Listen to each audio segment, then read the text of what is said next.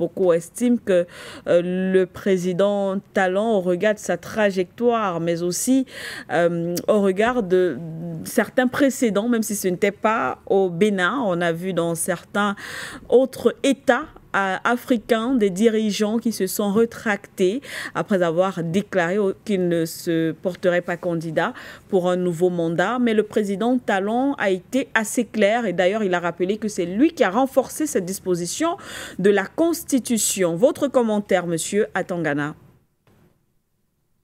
Ah bah oui, s'il fallait sortir en la matière, ça veut dire qu'il y a un problème qui se pose au niveau de la crédibilité de sa parole. C'est lui qui sort, hein, lui qui décide de déclarer, et il y a un problème de confiance. Bon, ce problème de confiance est d'abord basé sur l'histoire africaine, une histoire qui est jonchée de chefs d'État qui se sont représentés, qui ont modifié la Constitution pour se représenter. J'aime pas trop dire ça, parce qu'à ce moment, on ne tient pas compte de tous les paramètres. On se souvient de M. Idriss Déby qui a dit que lui n'était même pas au courant que les envoyés spéciaux étaient venus de France et ont modifié la Constitution sans lui demander son avis. On lui a demandé de se représenter. Tout le monde se souvient de cette interview. Je veux quand même dire aux gens de faire très attention dans la communication des hommes politiques. Il y a une différence parfois entre ce qu'ils communiquent, ce qu'ils aimeraient que vous percevez d'eux, et ce qu'ils pensent vraiment. Donc c'est toujours important de savoir ça. Alors, on a une histoire africaine qui est une histoire qui n'a pas encore pris ses marques. En ce sens où nous avons eu les indépendances en 1960, il faut le rappeler, dont nous sommes de jeunes États. De jeunes États, j'entends par État ici la définition de l'État au sens onusien. Parce que vous savez très bien qu'on a demandé nos indépendances. C'est-à-dire qu'on estimait qu'on n'était pas indépendant et il fallait passer par un processus de l'ONU. C'est-à-dire qu'en fait, nous, on était en Afrique, on n'a rien demandé à personne. Il y a des mecs qui sont venus, ils ont fait de nous des colonies sans rien nous demander, et on s'est battu pour sortir de là. Et voilà. Donc, dans toute cette histoire-là, on a dû implémenter des systèmes qui n'étaient pas les nôtres à la base. C'est ça qu'il faut comprendre et que parfois les gens ne comprenaient pas. Et si vous ne comprenez pas que tout vient de là, nous implémentons des systèmes qui ne sont pas les nôtres, qui ne sont pas pensés par nous, et nous les appliquons parce que nous les avons lus dans des livres. Et il arrive alors cette réalité-là où les gens qui sont supposés voter ne comprennent pas pourquoi ils votent. Je ne parle pas des intellectuels. Encore que là-dedans, encore, il y en a beaucoup qui récitent. Je suis très agréablement surpris de voir que de plus en plus d'intellectuels camerounais ne récitent plus. Ils appliquent. Je me souviens avoir développé ici l'indicateur PIB. J'estimais qu'au Cameroun, dans les pays africains, cet indicateur doit être corrigé. Si vous le prenez à la lettre, vous en arrivez à des aberrations. Et j'étais très heureux d'apprendre que le président, j'ai entendu une interview du président du PURS qui redisait les mêmes choses. C'est toujours un très bon signe. Ça veut dire qu'il écoute, il est attention à l'évolution intellectuelle de son pays. Et j'avais jamais entendu un autre président de parti dire ça. Ils sont toujours en train de nous réciter les choses qu'ils lisent dans les livres. Mais il y a quelqu'un personne ne vient dire, bon voilà, moi cette notion même de PIB là, vous le décidez, et c'est bien d'accord, mais en considérant ce que ça vaut pour ce que ça vaut, et que c'est très difficile à mettre en œuvre. Je nous ai une parenthèse. Au-delà de cette parenthèse, c'est quoi? On nous a dit, vous êtes indépendants. On ne savait pas ce qu'on implémente, on a implémenté les républiques, sans que nous ne sachions ce que c'est qu'une république.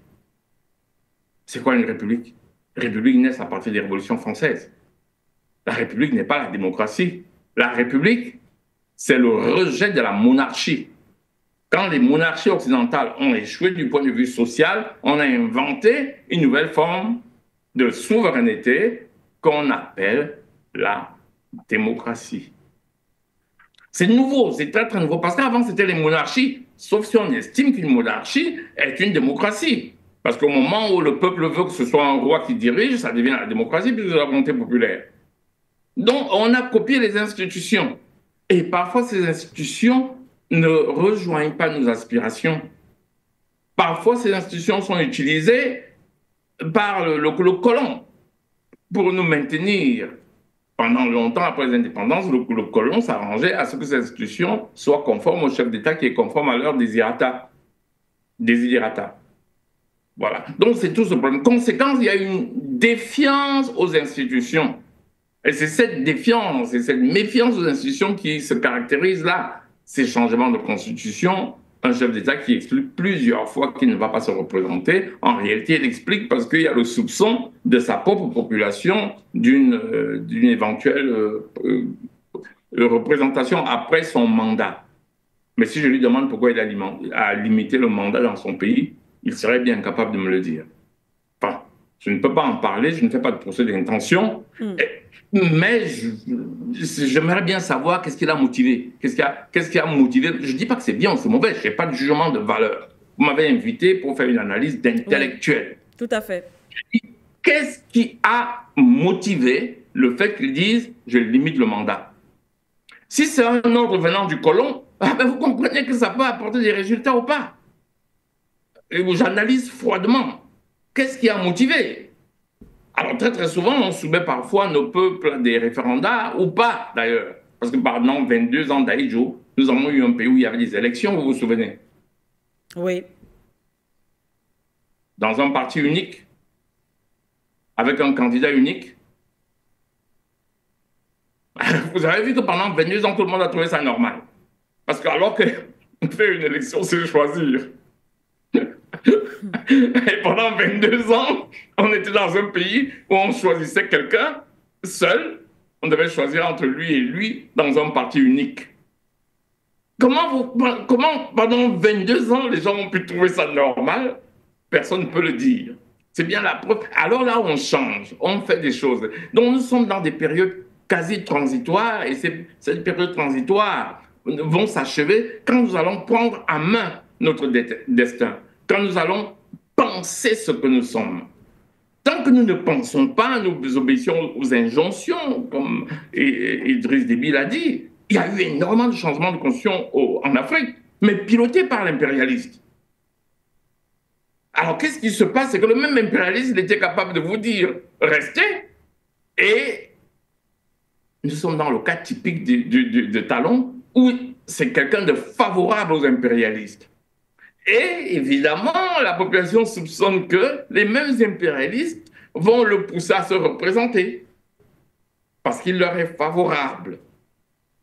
Et c'est l'une des raisons, je ne dis pas que c'est la seule, parce qu'il y a évidemment plusieurs formes d'analyse, plusieurs angles sur lesquels on peut regarder. Et c'est de ça qu'il s'agit. C'est la raison pour laquelle, sans vouloir lui faire procès d'intention, j'aurais voulu discuter avec lui pour lui dire, mais quand il avait modifié et limité en 2 mandats, c'était par mimétisme à la France. On se souvient que c'est la France. C'est M. Jacques Chirac qui avait limité en France à 2 mandats. Par mimétisme, par suivisme ou par réelle pensée de la classe politique des intellectuels béninois.